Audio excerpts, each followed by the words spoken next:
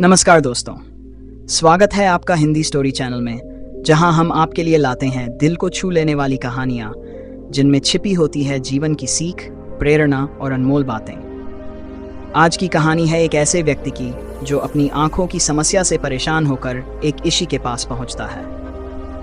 इस कहानी में हम जानेंगे कैसे प्राचीन आयुर्वेद के नियमों का पालन कर वह व्यक्ति अपनी आंखों की रोशनी को दोबारा पा सका। तो चलिए इस प्रेरणादायक और ज्ञानवर्धक सफर की शुरुआत करते हैं। एक व्यक्ति था जो अपनी आंखों की समस्या से बहुत परेशान था। उसकी दृष्टि दिन प्रतिदिन कम होती जा रही थी और उसे चीजें धुंधली दिखाई देने लगी थीं। कई बार उसकी आंखों में जलन और दर्द होता था और आंखों से आंसू बहने लगते थे।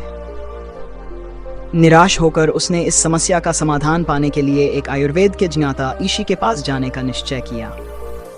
ऋषि ने व्यक्ति की बातों को ध्यान से सुना और उससे कहा कि आयुर्वेद में आंखों के उपचार के लिए कुछ महत्वपूर्ण नियम हैं, जिनका पालन करने से व्यक्ति अपनी आंखों की रोशनी को वापस पा सकता है और आंखों से जुड़ी समस्याओं से निजात पा सकता है। ऋषि ने उस व्यक्ति को बताया कि हमारे आयुर्वेद में चक्षु उपनिषद नामक ग्रंथ में आंखों के स्वास्थ्य से संबंधित अनेक नियम दिए गए हैं।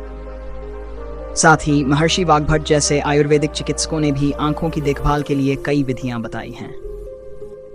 सबसे पहला उपाय जो ऋषि ने बताया वह यह था कि सुबह उठते ही बिना कुला किए हुए अपने मुंह की लार को अपनी आंखों में काजल की तरह लगाना चाहिए।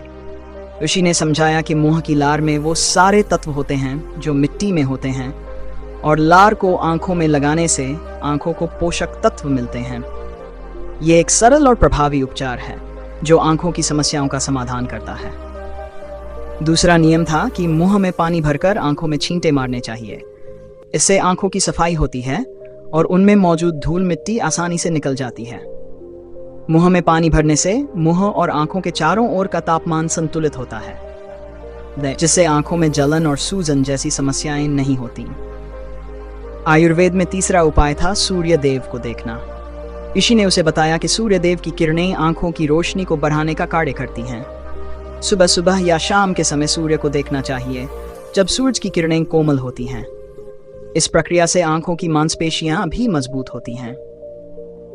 फिर ऋषि ने आंखों का व्यायाम करने की विधि बताई, जिसमें आंखों को ऊपर नीचे, दाएं बाएं घुमाना और गोल गोल घुमाने का अभ्यास शामिल था। इन व्यायामों से आंखों की मांसपेशियां मजबूत होती हैं और आंखों का लचीलापन बना रहता है। इसके बाद ऋषि ने त्रिफला का प्रयोग करने की सलाह दी। त्रिफला एक आयुर्वेदिक औषधि है जो 3 फलों आंवला, बहेड़ा और हर्द से मिलकर बनती है। त्रिफला के जल से आंखों को धोने से आंखों की ज्योति बढ़ती है और इससे आंखों की समस्त बीमारियों में आराम मिलता है। अंत में ऋषि ने उसे त्राटक क्रिया के बारे में बताया, जो एक यौगिक साधना है। ये क्रिया आंखों और मस्तिष्क दोनों के लिए फायदेमंद होती है। ऋषि ने उसे समझाया कि एक दीपक की लौ को ध्यानपूर्वक देखने से आंखों की मांसपेशियां मजबूत होती हैं और ये मन को एकाग्र करता है। ऋषि ने ये सभी विधियां उस व्यक्ति को विस्तार से समझाई और कहा कि यदि वह नियमित रूप से इन नियमों का पालन करता है तो कुछ ही समय में उसकी आंखों की रोशनी में सुधार होगा। उस व्यक्ति ने ऋषि को धन्यवाद दिया और उनकी बताई हुई विधियों को अपनाने का वचन देकर वहां से विदा ली। इस प्रकार उस व्यक्ति ने नियमित रूप से ऋषि द्वारा बताए गए उपायों को अपनाया। कुछ हफ्तों के बाद उसने महसूस किया कि उसकी आंखों की रोशनी पहले से बेहतर हो गई थी। ऋषि के बताए नियमों से उसे न केवल दृष्टि का लाभ मिला, बल्कि उसे अपने जीवन में एक नई दिशा और सुकून भी प्राप्त हुआ।